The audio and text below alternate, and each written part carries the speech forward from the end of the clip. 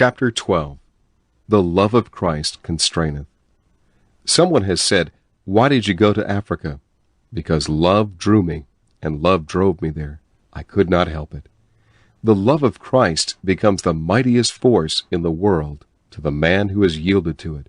It constrains us or holds us back from saying and doing what we should not, and again it may cause us to do or to give. When this Jesus kind of love gains control over a man's spirit, takes possession of his thinking, he unconsciously becomes a Jesus man. He will think in terms of love. He will find that he can no longer do things as he has done them in the past. If he is a businessman, love will get into every phase of his life. If he is working for a firm, he will find that he must work as Jesus would in his place. He does not take advantage of the company. He is not an eye-pleaser. He is working from the heart. He always gives more than he gets. He keeps the company in debt to him. If he employs help, he takes the place of the master and seeks to give instead of get. It changes getting into giving. It destroys the soil out of which selfishness finds its strength. You see, love is revolutionary. It is not commonplace. It changes the crude base metals of the human into the most priceless. It takes a common man and makes him uncommon. I know a man who has no education, no training, and has always lived in semi-poverty, and yet he is much wanted. How quietly they listen when he speaks. What is it? It is love. He actually lives the Jesus life. If a man loves me, Jesus never said a more searching thing than this. If a man love me, he will keep my word, and my Father will love him, and we will come unto him, and make our abode with him. He says, if love rules in you, I will come in and live with you. If love governs your home life, I will feel at home with you. Can you see what that would mean to us? How it would sanctify the home? How safe that home would be if Jesus and the Father lived in it. What it would mean to the children growing up in the atmosphere and presence of Jesus and the Father. The problem of rent, taxes, and bills would be solved if Jesus lived in the house.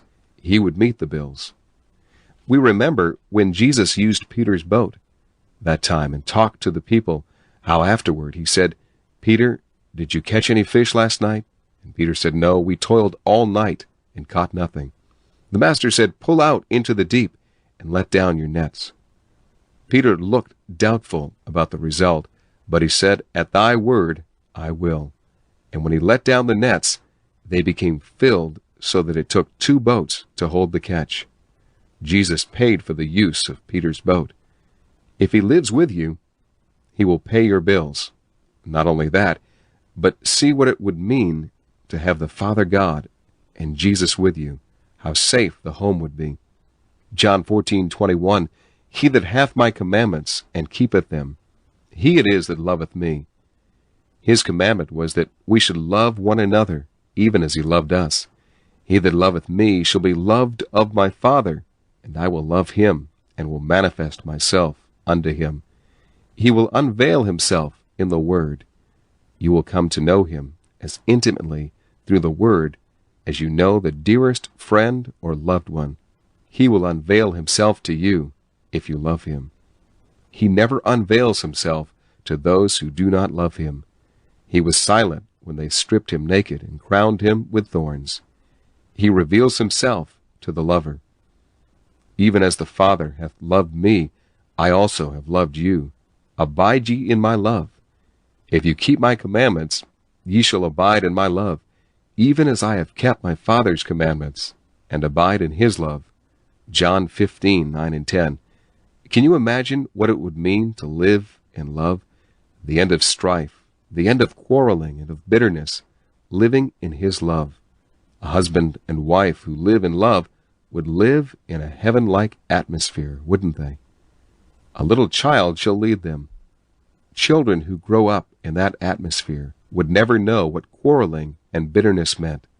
A little boy who had grown up in this kind of atmosphere and who had never heard his father or mother quarrel, never had heard a bitter word spoken in their home, went to live for a week with his aunt and uncle while the father and mother took a trip to a distant city. For the first time in his young life, he heard a man swear at his wife, and the child listened in amazement and began to cry. His uncle took him in his arms and said, "Danny, what is the matter, dear?" The little boy, between sobs, said, "Uncle, I thought you loved Auntie." The uncle said, "I do." "Oh, no, you don't. You don't love like Daddy does or like Mama loves. They never say bad words." The man looked at the child and turned to his wife and said, "Dear, I guess we have missed a great deal in life, haven't we?" You see, the man who misses love misses the most beautiful thing that life has to offer. A little boy whose parents had been listening in to our broadcast said one day, "Mama, if we had that Jesus kind of love in our home, we would be happier, wouldn't we?" The mother told it to the husband that night when he came home. The man said, "You know, I have been thinking about it ever since that address that Sunday morning on the Jesus kind of love. And if you are willing, I am. We will invite the Master to come and live with us. I want that kind of love." He then told the little boy, and the child clapped his hands and said, "Won't we be happy, Daddy?" You see, children want love. No parent has a right to deny his children this Jesus kind of love.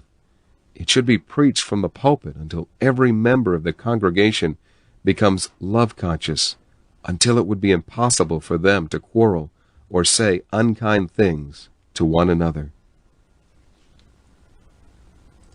Chapter 13.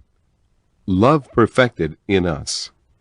Herein is love made perfect with us, that we may have boldness in the day of judgment, because as he is, even so are we in this world.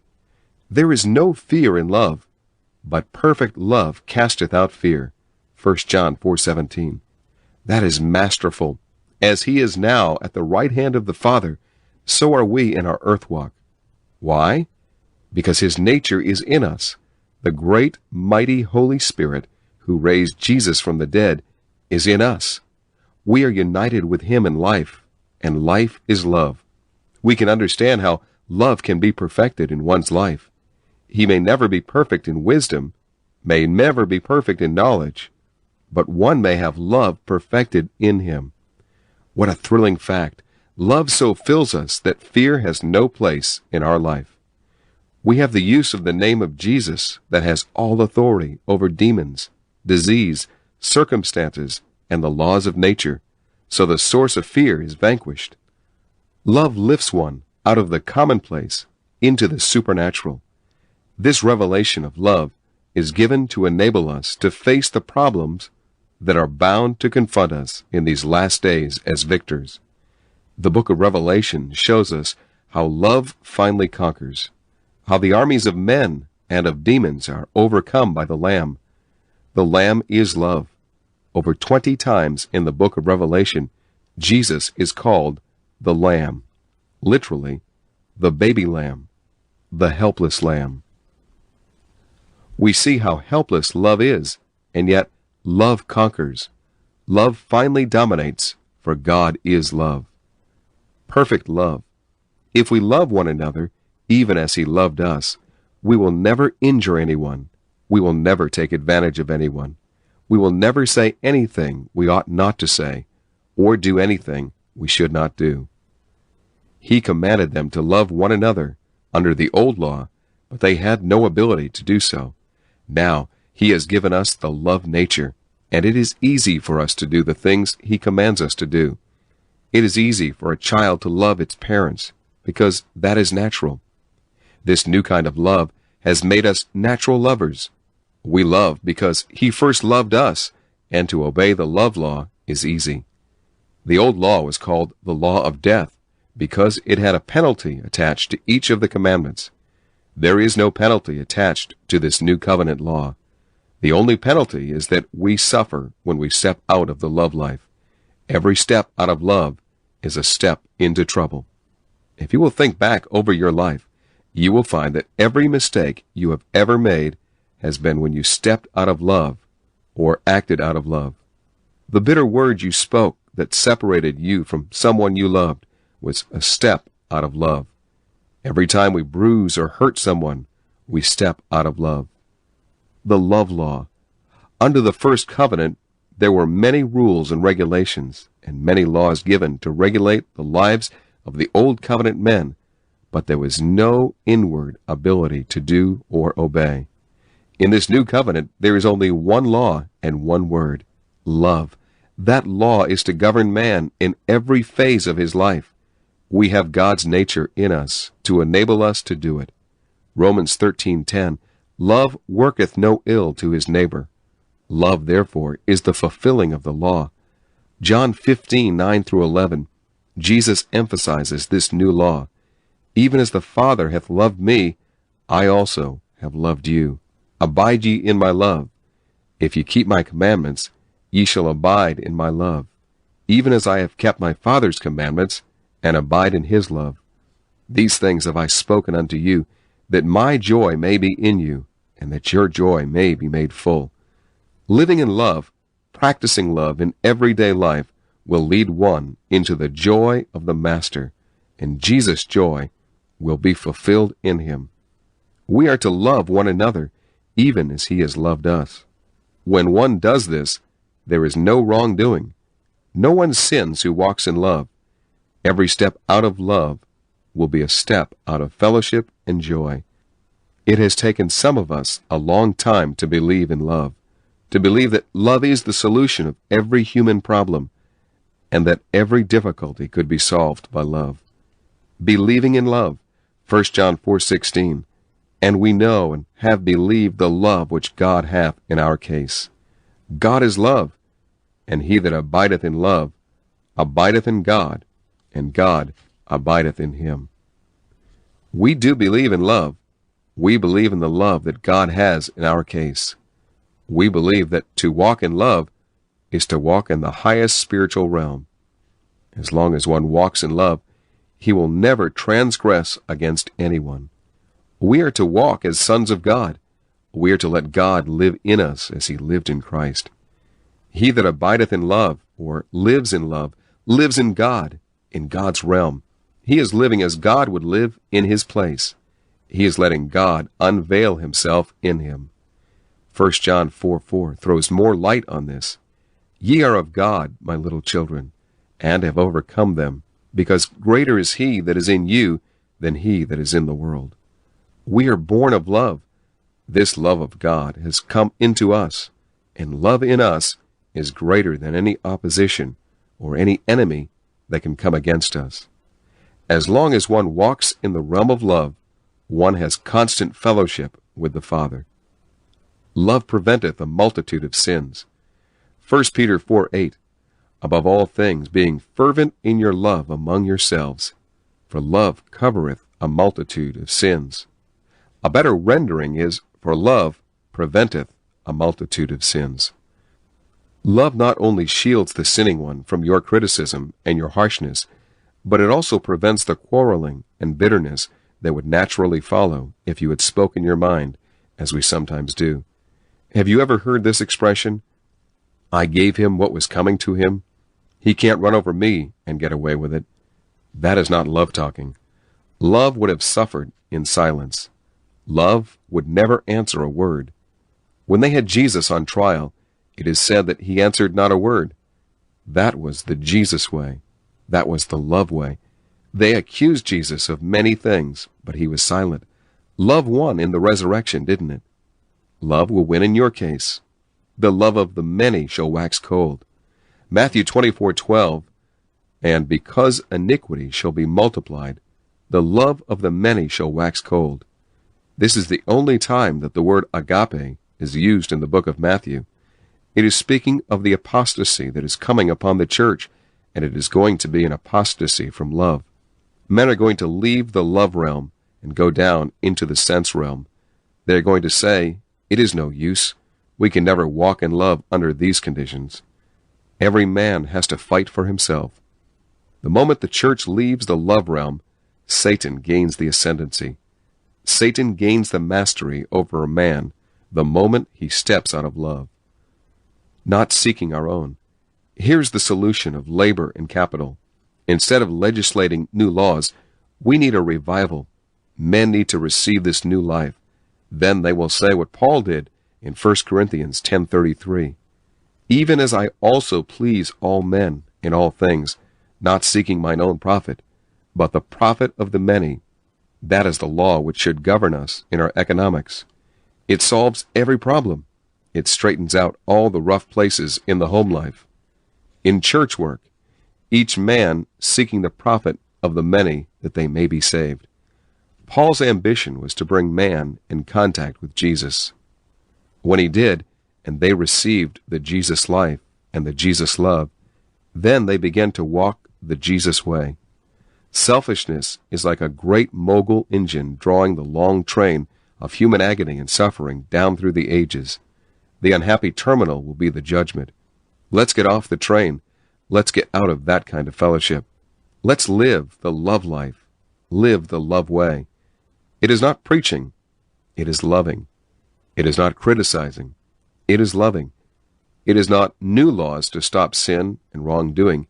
It is a new kind of life that destroys sin by destroying selfishness. Love's way.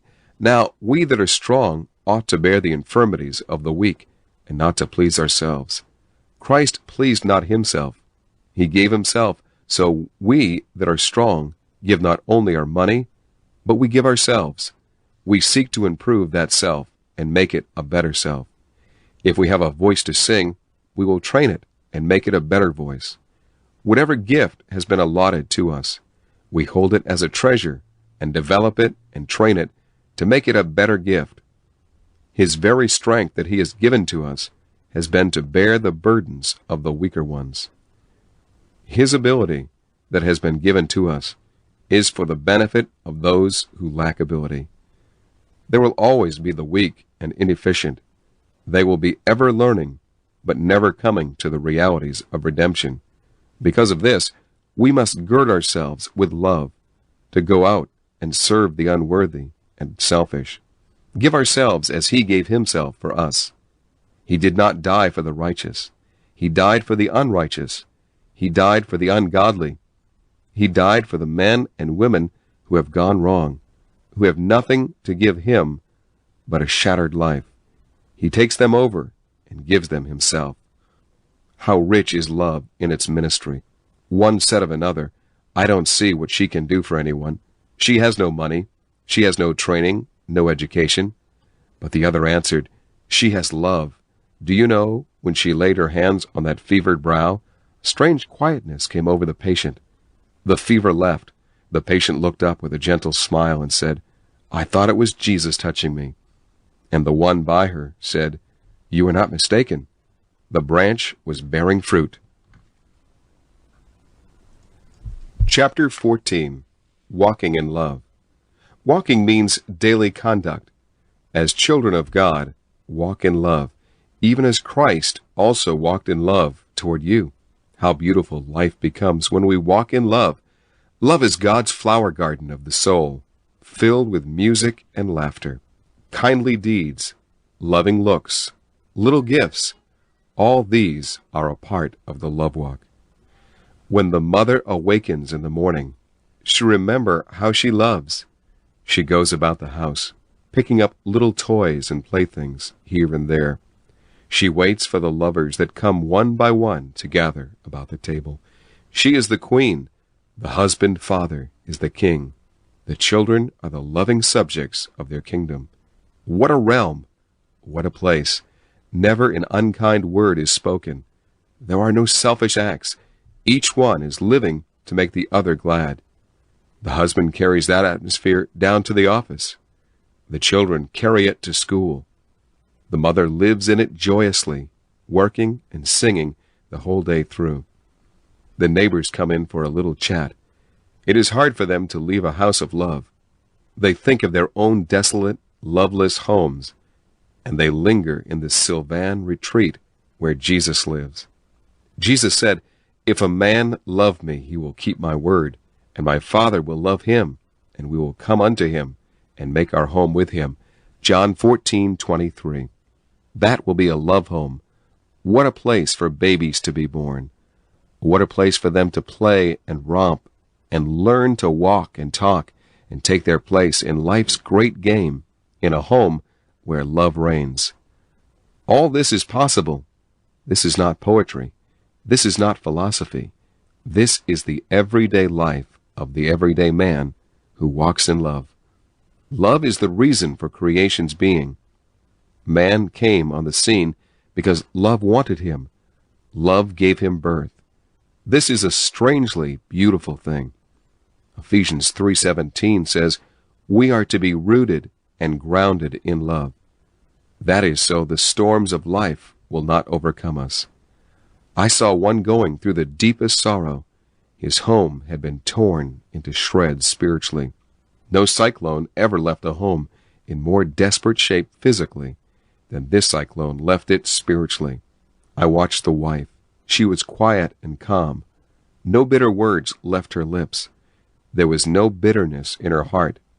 When she spoke to the one who had destroyed all that was beautiful, she told him how she loved him and how sorry she was about it. I could see that love was waiting for this man who had killed love with wantonness and slain that holy thing. Love was waiting back there, believing in a resurrection. All it required was his footstep to make it arise from the grave. Love is the only reason for being. Love is the only thing that makes life rich and worthwhile. But oh, how ruthlessly love is slain, how unkindly love is starved, how thoughtlessly love is neglected and forgotten. We thought we would always remember to say the kind words and do the kind deeds on which love feeds. But in the multitude of our activities, in life's great fight, we are forgotten so many times. How we tax love to forgive our forgetfulness, to overlook the thoughtless hurt. We are to be rooted and grounded in the very heart of the Master, drawing strength from the very heart of God, enabling us to remember that we may be strong to grasp with all the saints what is the breadth and length and height and depth, and to know the love of Christ which passeth knowledge, that ye may be filled unto all the fullness of God. Then he tells us so gently about forbearing one another in love and giving diligence to keep the unity of the Spirit. Someone has aptly said, there are two bears in every home, bear and forbear. I bear for the other, and the other bears for me. We watch over our words so that we will not do or say anything that would break the tranquility of the atmosphere of love. We speak the truth in love, tenderly, gently. The words fall from the Jesus man's lips, the Jesus woman's lips. They may be words of correction, but they drip with love. We think in love terms. Out of the heart where love reigns, tender words spring into being. They fill the air around us with the very fragrance, the aroma of heaven. We become tender-hearted and gentle with each other, even as God also in Christ has been gentle, tender toward us. We live in love, we think in terms of love, and we bless the world. Chapter 15. Love-minded. We Christians have a love background. We have a love parentage. We are born of God, and God is love. We are partakers of His nature, and His nature is love. The new creation is a love creation. It was designed by love. It was wrought by love. If love is your nature, selfishness is dethroned. But we are surrounded by selfishness. Everything connected with the natural life is tinged and colored by selfishness. You see it in the animal creation. You see it in the natural man everywhere. Our labor and capital war is the war of selfishness. The thing that the world needs is the love nature of God, eternal life. What we must do is to give this love nature full sway. Yield to it absolutely. If you followed the recreated Spirit's impulses, you would live just as the Master lived, in love. But we quench the recreated Spirit, and we say that we are not able to do it, and that we cannot afford to do it. We are afraid to walk the way of love. We are afraid to depend upon the Word. We are afraid to give love a free course. We have not taken into consideration that He is with us. Isaiah 41:10, "Fear thou not, for I am with thee." Hear Him saying, "Be not dismayed at the great demands that come to you. Give, and I will give back to you. For I am thy God, and I am love. Let me love through you, and I will bless humanity." That is the language of the Holy Spirit to your spirit. The fear of man snares us. We have been afraid, and so we have quenched love until it has lost its initiative.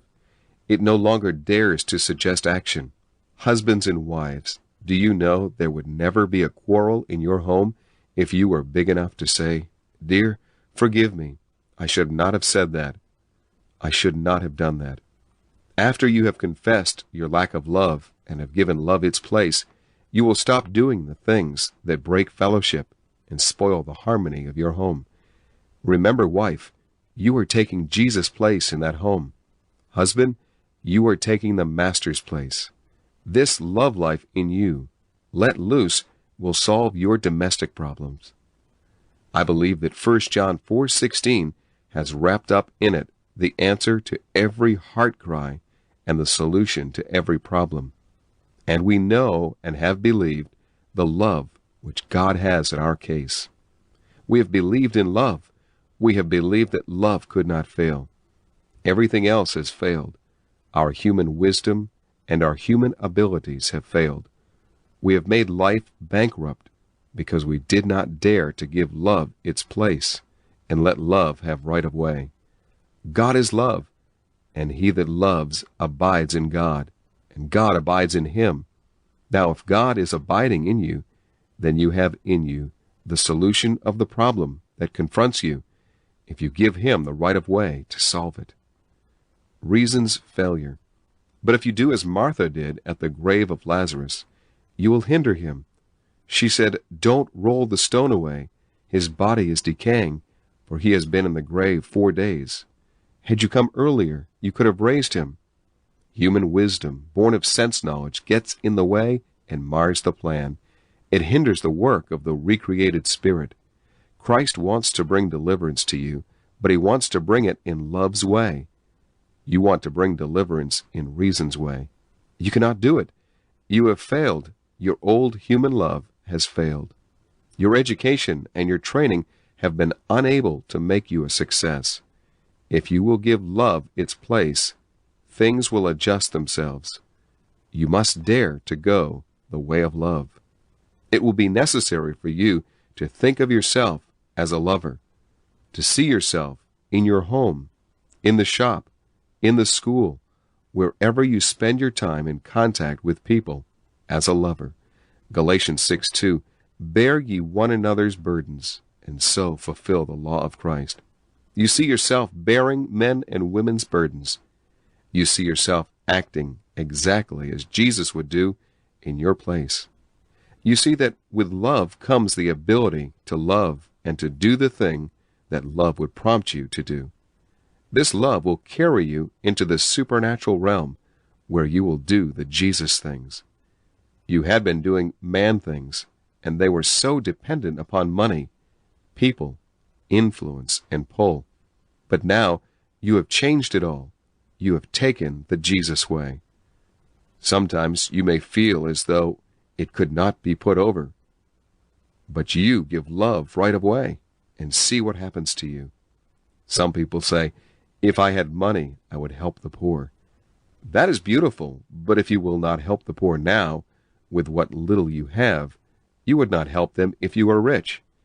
If you cannot share with them now, you would not share with them then. Love shares the half-loaf. Love shares the little. It is seeing yourself now, with your limited means, sharing with those who are not as well off as you are.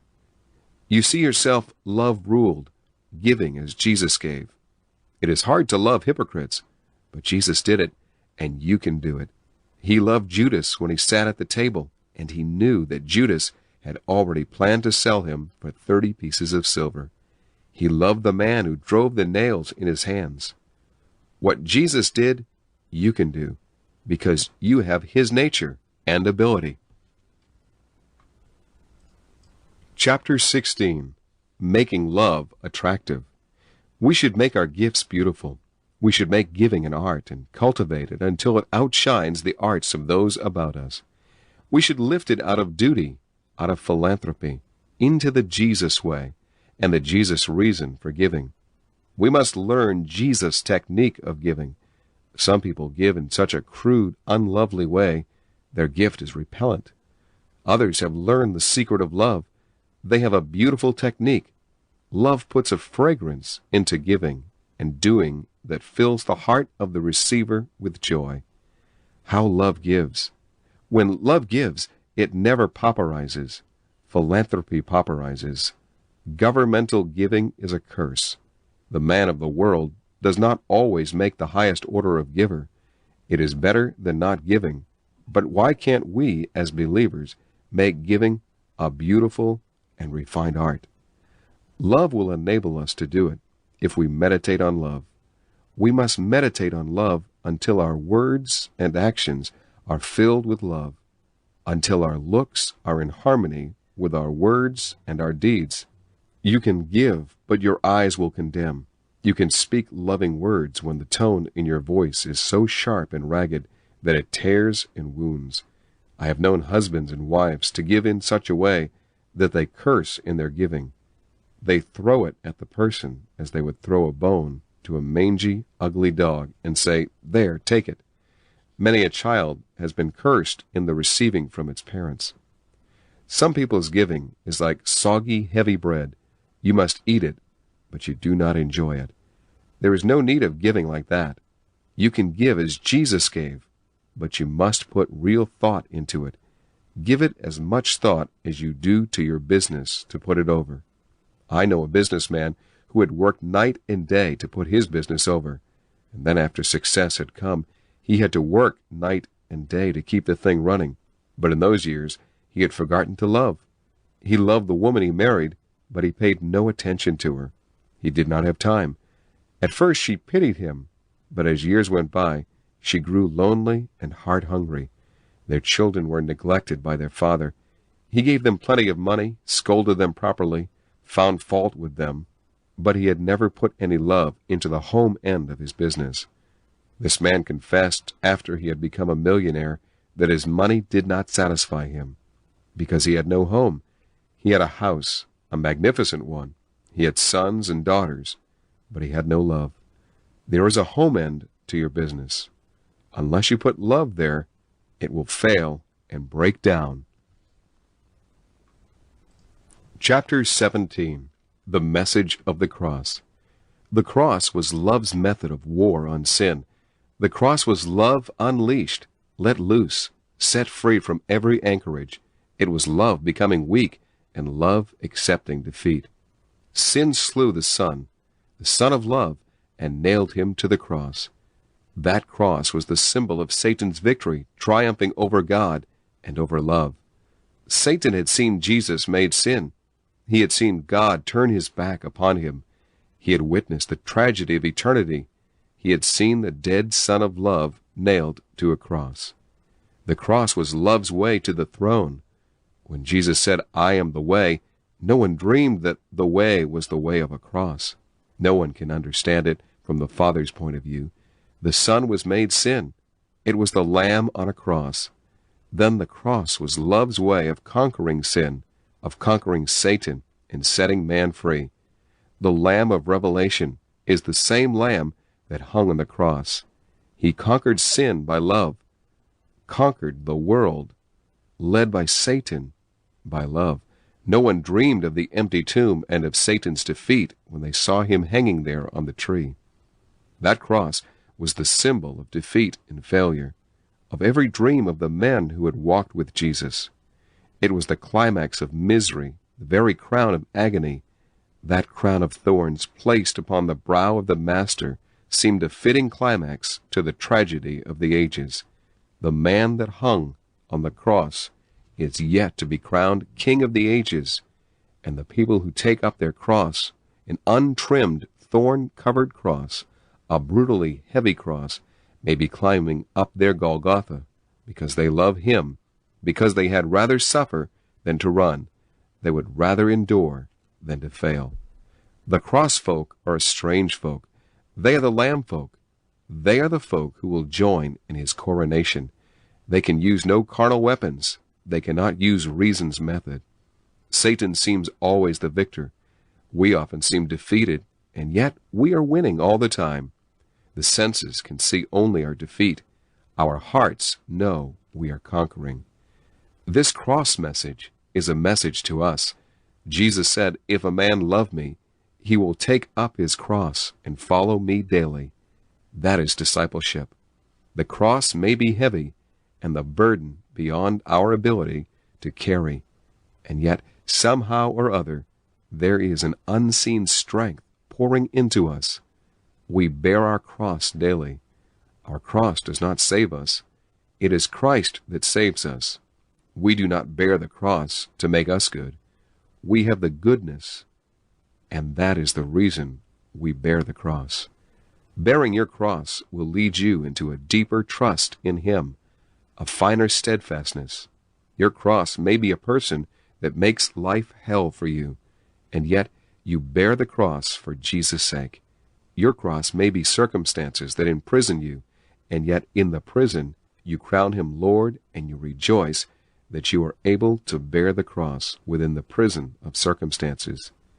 Your cross may be an unhealed sore in your heart, an old sore, an aggravating, grievous sore that memory keeps raw. You bear it. Daily you drink of his grace.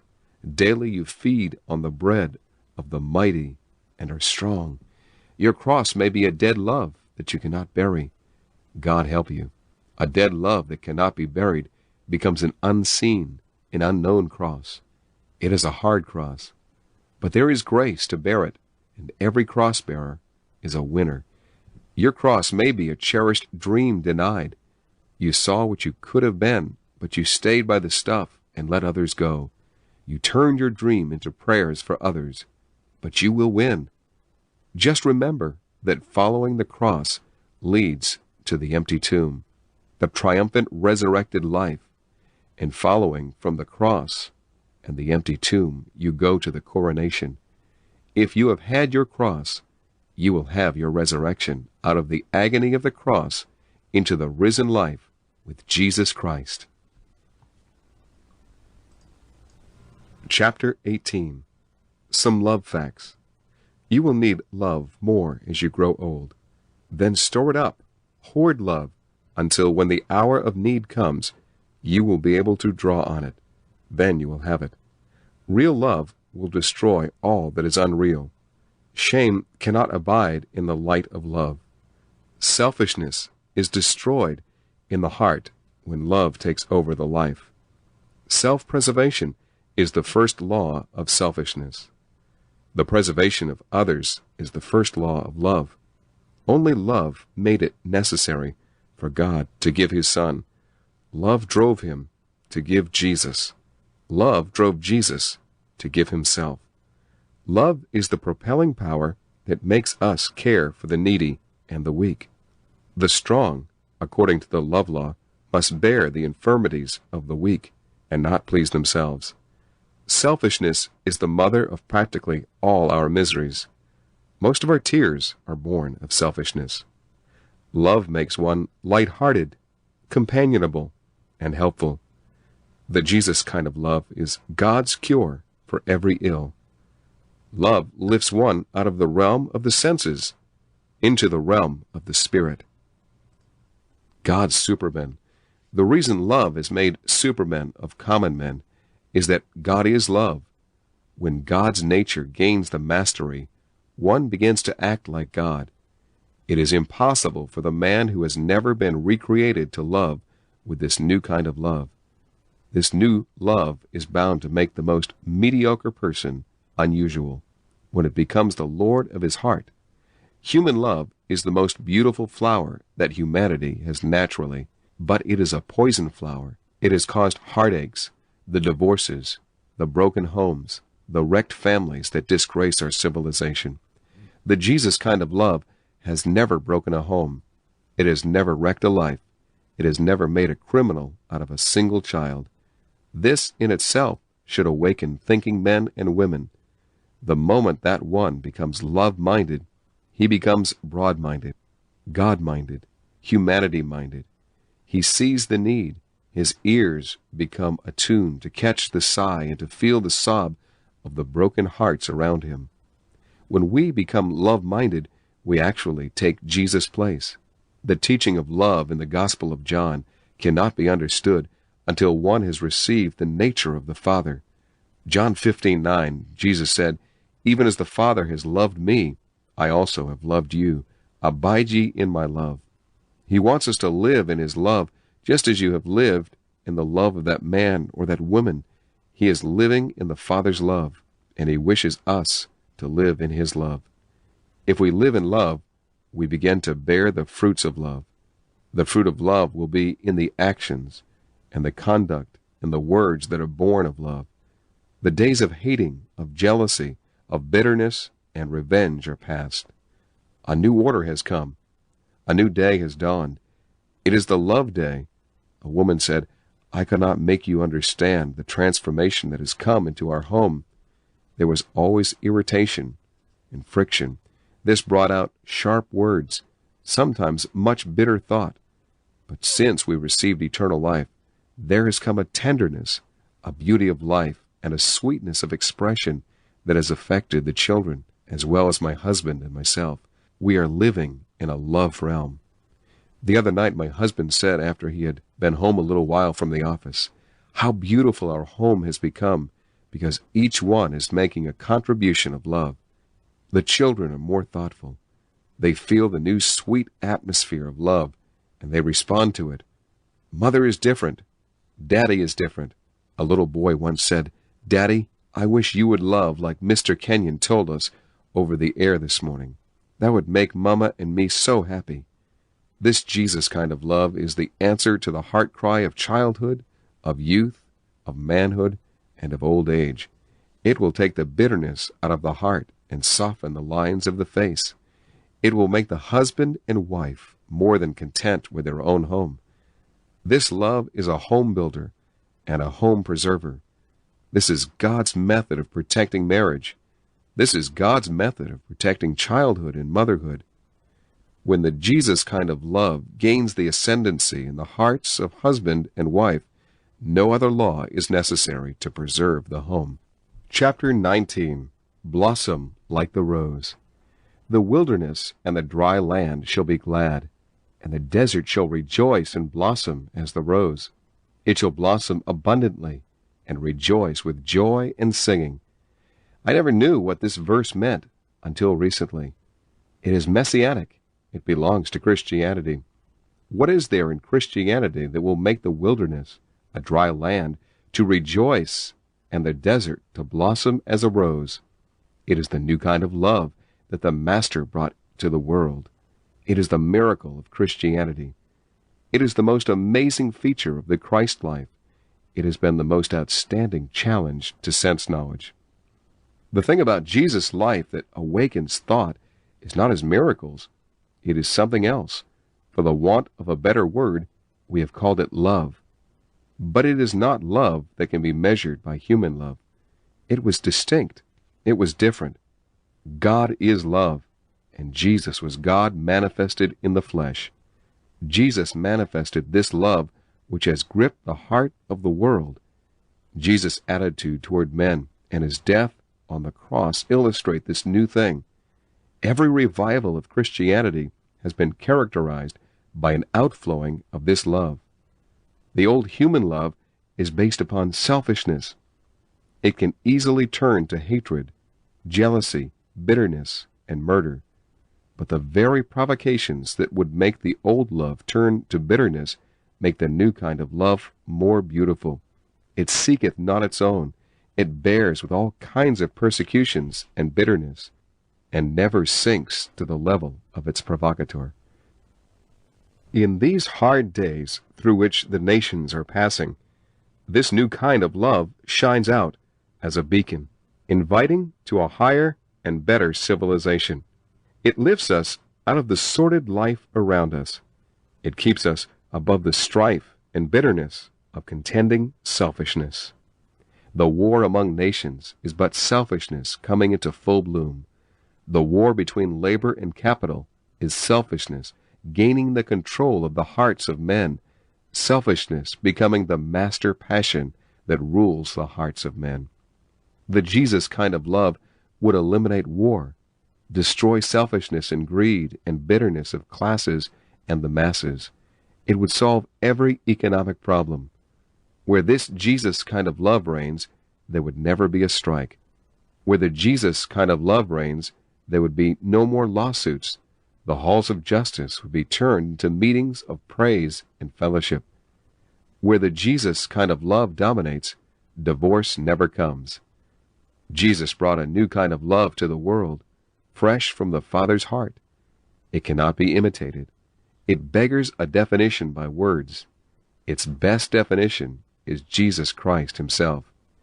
This new kind of love comes into a barren life and makes it blossom as a rose. It takes away the hardness and bitterness of life. One day I was riding through the Mojave Desert with a friend, and I said, "How desolate and barren it is." He said, "Yes, but after the first rain, it becomes a paradise of beauty. Those barren hills will be covered with gorgeous flowers." Then I saw how this love life is. After our first contact with the Master, it makes our desert lives to blossom as a rose. This love can fill the life. There will be no empty lives, no barren lives. Every life may become a garden of delight. God has made it possible. All that is needed is that Jesus become the Master, the Lord of the life. Then the heart will sing, "The Lord is my shepherd, I shall not want." Love fills my heart. Songs fill my lips. This love will make your barren life a garden of beauty, a thing of joy forever. Chapter 20. God is Love. This title does not mean much unless we know that He is our Father. You say, "God loves me," and note the reaction in your soul. Then you whisper, "The Father himself loveth me," or you say, "My Father loves me now." You get no sense of nearness from the word God, but you cannot say the word Father without the sense of relationship intruding, pushing itself into your consciousness. So I linger over this precious fact that the Father himself loveth me. My heart asks, how much does he love me? Jesus answers, "Father, that they may know that thou lovest them, even as thou lovest me." Then the Father loves me, even as he loved Jesus. I cannot understand it. I cannot reason it out. I take it to my heart and thank him for it. How utterly beautiful it is. How utterly beyond reason. How out of harmony with everything that I have ever known. It just seems as though we were lifted into a new realm when he whispers that the Father loves me, even as he loves Jesus. I feel like a prince, as though I reign in the realm of love. It is so utterly new and wonderful. This Father God is love, and he gives this love nature to us. But we are love's children, children of love. I cannot take it in. It is too wonderful, and yet I hold it to my breast. I shed tears of joy. He loves me. I cannot understand the Father, why he should love me so, but he does. We reach our best, and we do our best. We are at our best in a love atmosphere. Children grow up best in homes of love. Husbands do the best work when love waits for them at home. Wives do their best work when they are expecting love to come home and command it. Now I can see why every thought, every motive, every act outside of love dwarfs us, binds us, holds us in bondage, keeps us from our best. Every love act enriches us. Every love thought makes us better. We think love, then we act love. What a plan it was that planned love for the human. Love promotes health. God is love. God is my healer. Love is the healer. Now I can understand why bitter thoughts upset the stomach and disturb the circulation of the blood. I can understand why when a mother is nursing a babe and is filled with anger and bitterness, that the milk poisons the child. God never intended that the mother should have anything but thoughts of love while she nurses her child. She should love her husband and everyone around her until her milk is made sweet with her love. I can understand why every step outside of love is a challenge to disease and failure, unhappiness and weakness. I can understand now that there is only one sin for the believer, and that is to step outside of love. All other sins are children of the mother sin of sins. If I walk in love, I will never sin. Isn't that wonderful? That solves the problem of human conduct. To live in love's realm and to learn love's language, love's methods, and love's way is a liberal education. Now we will whisper again, God is love, and this love God is my Father. I am his child. I am in love's family. Jesus is love. Jesus is the way of love.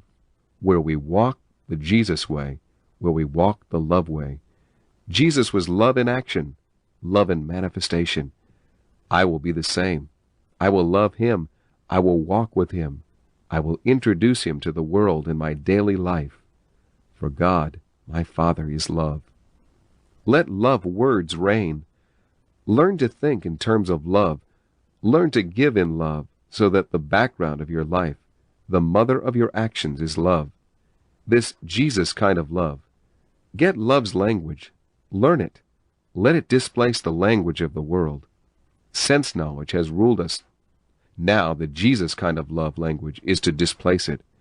We are going to learn the little love ways, the gentle, tender, beautiful love ways, how to look love, so our eyes will be love-filled, so men can see Jesus in us.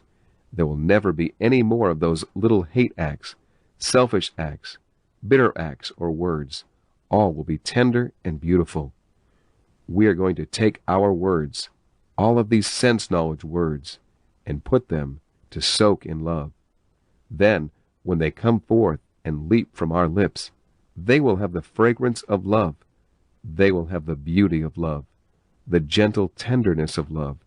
There will be something exquisitely beautiful about them. Wouldn't it be a wonderful thing to have all our words love-filled?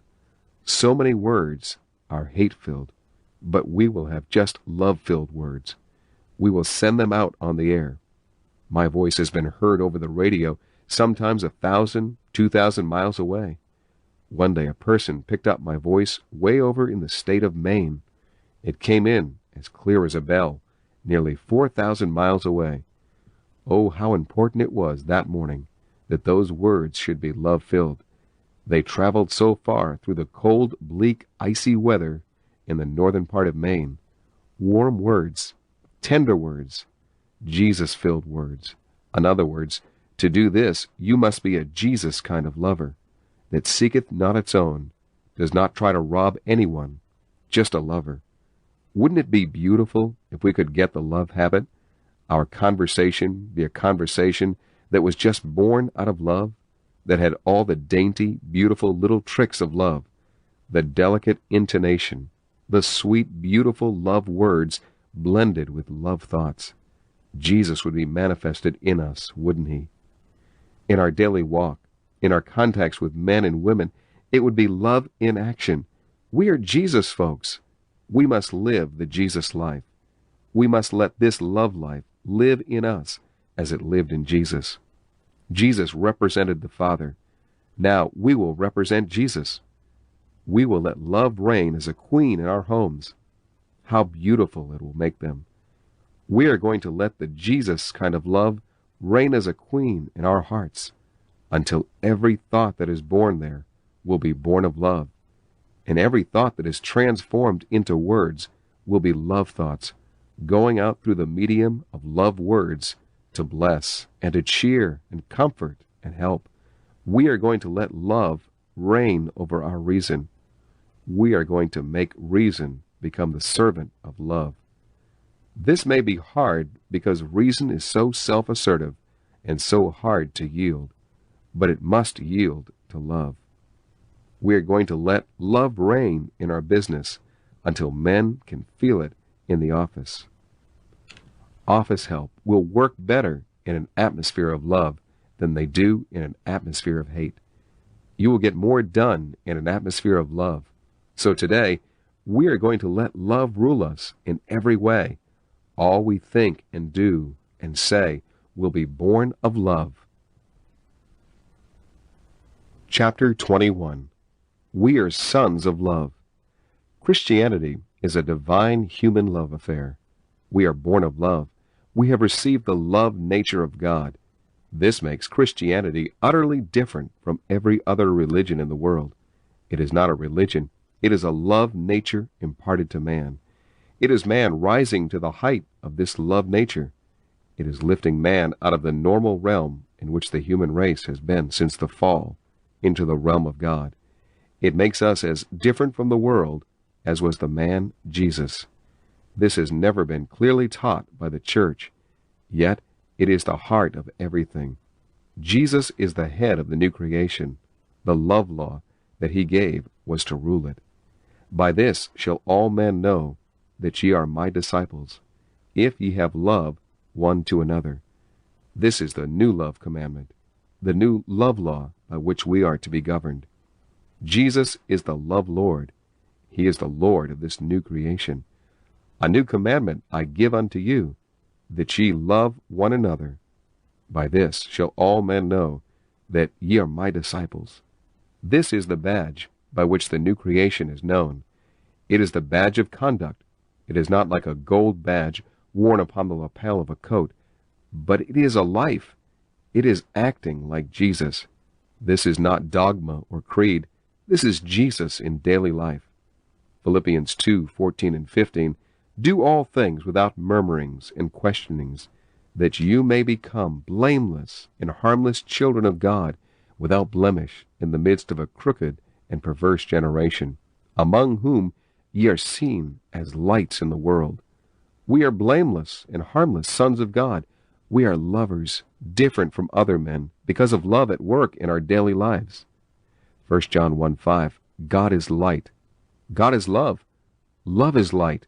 It is true that if we walk in the fullness of love, we are walking in the light. We have fellowship with the Father. We live in sweetest communion with each other. I never understood what 1 John 4:4 meant. Ye are of God, my little children, and have overcome them, because greater is he that is in you than he that is in the world. This scripture challenges. Ye are of God. You are of love.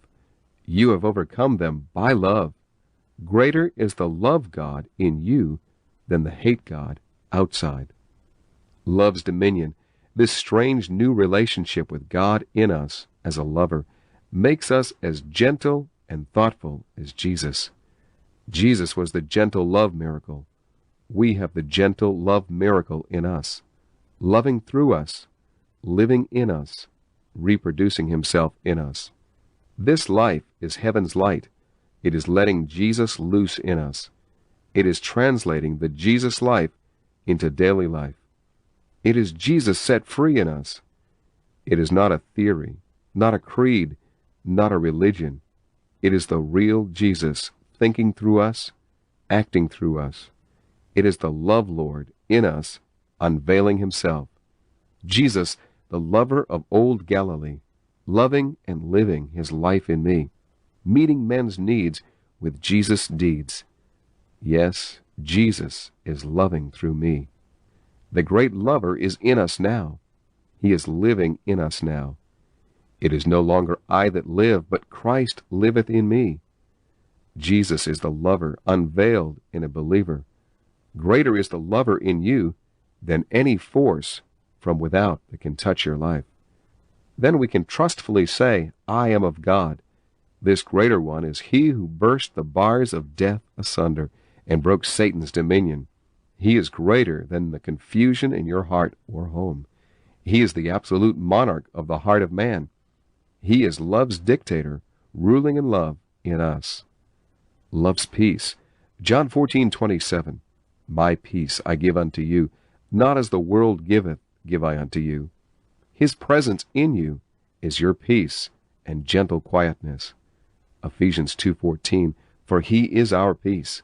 How little we have appreciated this. How we have wanted peace and cried for peace, not knowing that peace was in us. How we have craved for love, not knowing that love was in us.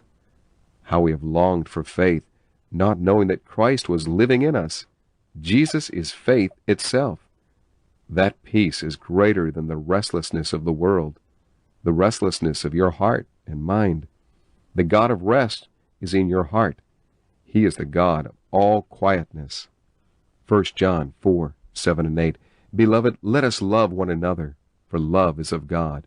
And every one that loveth is begotten of God, and knoweth God. He that loveth not, knoweth not God, for God is love. He is the lover, and the lover is in you. He loved in the throes of death upon the cross. He loved when he arose from the dead. He loves now. Philippians 4:19. And my God shall supply every need of yours. Love is greater than your needs. He is the greater one, the Lord of finances, the Lord of grace. We can rise above home influence, business influence, or any other hindrance because the enabling one is in us. No matter how unkind men may be, you love them. He loved. You love. He died for them. You live for them. He is in you, the lover of men, loving through you. The winning power of love. It is giving love its place in life. Love must be first. The believer moves in love. It is the center of his being. 1 Peter 4:8, literal rendering. Above all things, be white-heated in your love among yourselves, for love covereth a multitude of sins. Or, love preventeth a multitude of sins. It is not a passive love. It is white-heated love. It is not love governed by sense knowledge, but love without restraint. It is love that preventeth a multitude of sins. It lifts a man into a realm where he does not quarrel, is not bitter, and does not answer back. It is a white-heated love, like the love of the Master. Love has all the earmarks of Jesus. It is a love that covers up the failings and weaknesses of those about it. It never talks unkindly, never bears a tale. It is the unfeigned love that loves from the heart fervently, a love that lifts us out of the commonplace into its own realm. This new kind of love is the miracle of the ages. It is love that works within us, willing and working its own good pleasure. Chapter 22. The Love Law Interpreted. The book of Leviticus is the interpretation of the Ten Commandments. This love chapter is the interpretation of the new commandment of the new creation. John 13:34 and 35. A new commandment I give unto you, that ye love one another, even as I have loved you, that ye also love one another. By this shall all men know that ye are my disciples, if ye have love one to another. 1 Corinthians 13:1 and 2. If I speak with the tongues of men and of angels, but have not love, I am become sounding brass, or a clanging cymbal. And if I have the gift of prophecy, and know all mysteries, and all knowledge, and if I have all faith so as to remove mountains, but have not love, I am nothing. The ability to master many languages has been a coveted achievement in the scholastic world, but the Spirit shows us here that one might speak in all the languages of men and of angels, and yet if he does not have this new kind of love, they are but sounding brass and a clanging cymbal. Again he says, if I have the gift of prophecy, and know all mysteries, and all knowledge, and if I have all faith so as to remove mountains, but have not love, I am nothing. If I have the gift of prophecy, so that I could foretell the events of a century, or understand all mysteries, and have all knowledge, but have not love, I am nothing. We all know the struggle of our chemists and metallurgists to unravel the mysteries of the chemicals, metals, and oils of the earth. One may know all these things, and beside that, have faith so as to remove mountains, faith like the Master had in his earth walk. He may have all this, but if he does not have the Jesus kind of love, he is nothing. He takes another step. And if I bestow all my goods to feed the poor, and if I give my body to be burned, but have not love, it profiteth me nothing. I may be able to give as Rockefeller or Carnegie, or go into the jungles of Africa and pour my life out in the service of humanity. But if I do not have this Jesus kind of love, my philanthropy means nothing. Love suffereth long, and is kind. Love envieth not. Love vaunteth not itself, is not puffed up, doth not behave itself unseemly. We cannot refrain from comparing it with phileo, natural human love. Phileo may suffer long, but while it suffers, it is bitter, unhappy under the stress. Natural human love is born of selfishness, and when that selfishness is thwarted, it becomes miserable. Love envieth not. The entire economic and social upheaval that is manifested throughout the whole world is caused by the poor envying the rich and the failures envying the successful. Sense knowledge makes the poor restless, but gives no formula to relieve their condition. Love vaunteth not itself, is not puffed up. Natural love does vaunt itself, parade itself, and is ever boasting of its achievements. The Jesus kind of love is the very opposite, doth not behave itself unseemly. Go to the divorce court and note the behavior of natural love. Husband and wife are uncovering the secrets of their past love.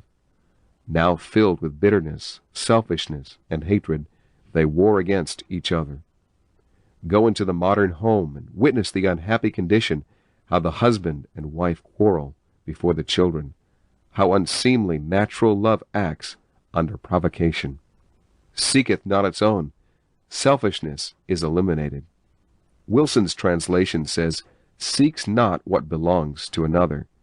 That is striking. This new kind of love does not seek its own in the divorce court or in the law court. What a heavenly thing this new kind of love really is not provoked, taketh not account of evil that would end the reign of scandal. It would eliminate the unhappy suspicion that separates lovers and wrecks homes, rejoiceth not in unrighteousness, but rejoiceth with the truth. It finds no pleasure in sin, no pleasure in wrong, no pleasure in the thing that injures another. Its joy is in the truth. Beareth all things. Another translation, it covers closely with silence all things. It never repeats scandal. It never remembers the unkindness of the past. Natural human love remembers the old sins and has the scars on exhibition. What God forgives, he forgets. This new kind of love is of God. What it forgives, it forgets. It has no memory of old sins. Believeth all things. This is a new unveiling of faith. We believe in the person we love. It is hard for us to doubt where love has found a nesting place. Here is the secret of faith. If you want the kind of faith that Jesus had, this new kind of love alone will give birth to it. Hopeth all things. That means that under the most adverse circumstances, hope, the kindred of joy, holds forth and brings the sense of victory in the presence of defeat. Endureth all things. This is perhaps one of the most amazing features of this new kind of love. Through years of suffering and privation, it remains steadfast, immovable, always abounding in good works. It endures years of self-denial without complaint. This lifts man into the realm of God. This is an unveiling of what God can do in common men. The next step is the most suggestive, perhaps, of the entire chapter. Love never faileth. Knowledge will break down. Everything else will fail. We have tried force. We have tried law. We have tried willpower, but they have all failed. The mother has scolded and prayed. She has gone through a miniature hell and has failed. Now she sees a vision. She understands what the Spirit meant in 1 John 4:16. And we know and have believed the love which God hath in our case. God is love, and he that abideth in love abideth in God, and God abideth in him. It will be a victorious hour when we learn to believe in love.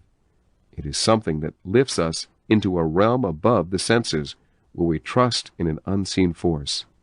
He that abideth in love abideth in God, and God abideth in him. If you trust in love, you trust in God. You can say, greater is love in me than this problem which confronts me, this difficulty which has held me in bondage. Love lifts us into the realm of God. We can understand now why love cannot fail. Follow after love. We have followed after money, after pleasure, after the things of the senses. 1 Corinthians 14:1, the Spirit says to us at the close of that marvelous exposition of agape in the 13th chapter, that we are to follow after love.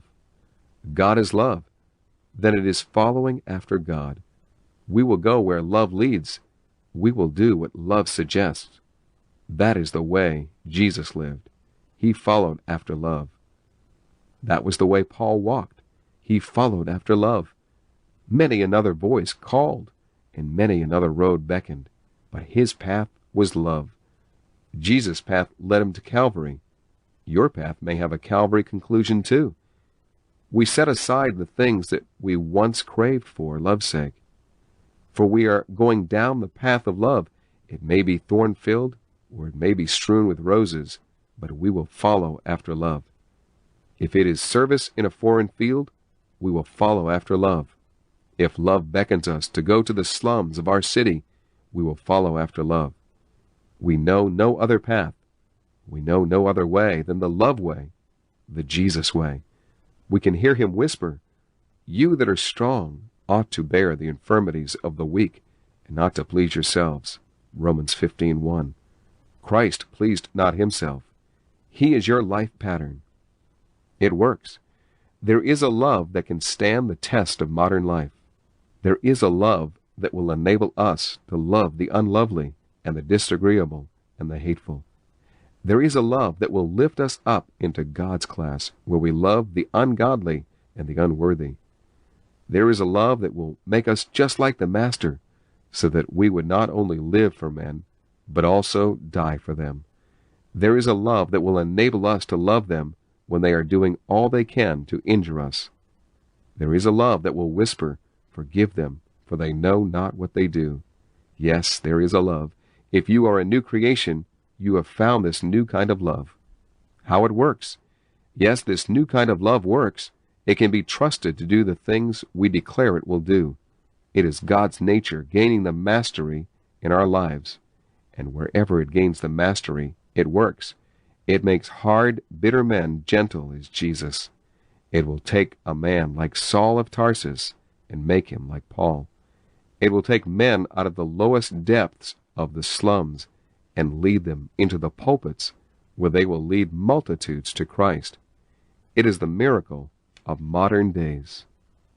Conclusion. You have read, you have been thrilled, you have been convicted. He, the unseen one, has been talking to your heart. What are you going to do about it? You must not ignore the call. This is your great moment. You must respond to the tug of your spirit. Your spirit is craving this deep, rich, wonderful life. Do not follow sense knowledge.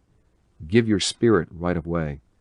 Let this love exercise its lordship from this hour. It will make life big to you. It will make you a blessing to the world. The broken lives, the crushed hearts, beating to the rhythm of misery are a challenge. We are attempting to answer that challenge. We believe that we have the message for this crisis hour of human suffering. Summary. What do you think of the book? God has been speaking to your heart. You have seen the failure of natural human love. You see what this new kind of love can do for men and women. You know of many homes where they need this message. It would save the home. It would save the children. Here is the challenge to you. Will you stir yourself to send for a few copies to mail to your friends with a letter telling what this message has meant to you? Will you see that every clergyman in your city has a copy? You may do another thing. Call in your friends and read this book together with them. Watch the reactions. You will be filled with joy at this ministry in which you are able to have a share. Write to us and let us know what you think about it. It is in your hands now. Don't let the impulse of the Spirit die without action.